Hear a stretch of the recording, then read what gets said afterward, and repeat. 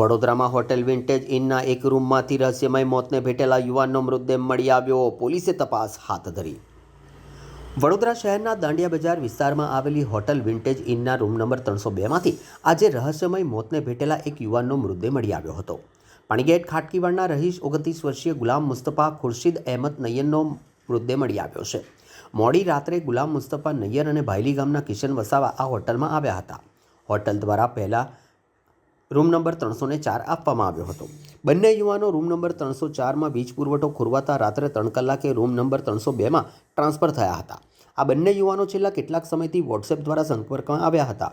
પોલીસની પ્રાથમિક તપાસમાં બંને યુવાનો ગે હોવાનું પ્રાથમિક અનુમાન લગાવાયું છે. પોલીસ ગુલામ મુસ્તફાનું મોતનું ચોક્કસ કારણ જાણવા મિત્ર કિશન વસાવાની અટકાયત કરી છે.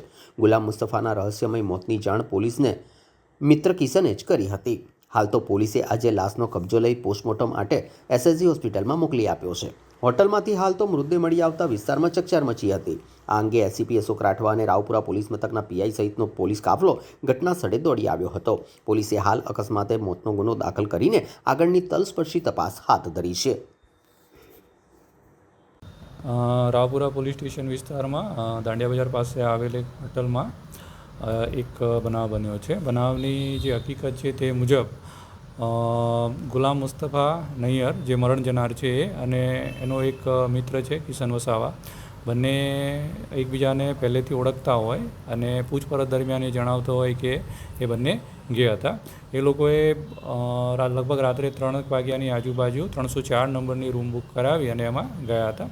દરમિયાનમાં એ રૂમના કંઈક એમસીબી સ્વિચમાં પ્રોબ્લેમ હોય જે હોટલ સ્ટાફને પૂછતા જણાવે છે.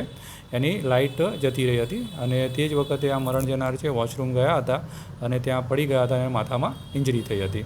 તે બાદ આ બંને હોટલને રિક્વેસ્ટ કરતા અને રૂમ ચેન્જ કરી આપવામાં 302 નંબરમાં રૂમમાં જતા રહ્યા હતા. પછી સવારમાં જાણવા મળેલ જેનો જે પુરુષ મિત્ર છે મરણ જનારનો એ જણાવે છે કે એના મિત્રને કંઈક થઈ ગયું છે. એમણે હોટેલ સ્ટાફને જાણ કરી હતી, જેથી કરીને 108ને બોલાવવામાં આવી હતી. પોલીસ પણ પહોંચી હતી અને પોલીસના ધ્યાનમાં એ આવ્યું હતું કે જે આ વ્યક્તિ છે એ મરણ ગયેલ છે, જેથી કરીને પોલીસે રજીસ્ટર કરી અને પોતાની આગળની કાર્યવાહી હાથ ધરેલ હતી. જે મરણ જનાર છે એના મૃતદેહને પીએમ માટે હોસ્પિટલમાં મોકલી આવવામાં આવે છે અને એનું જે મરણનું કારણ શું છે એ જાણ્યા પછી કે એનું કોઝ ઓફ ડેથ શું છે એ જાણ્યા પછી આગળની કાર્યવાહી હાથ ધરવામાં આવશે. 2 છોકરાઓ.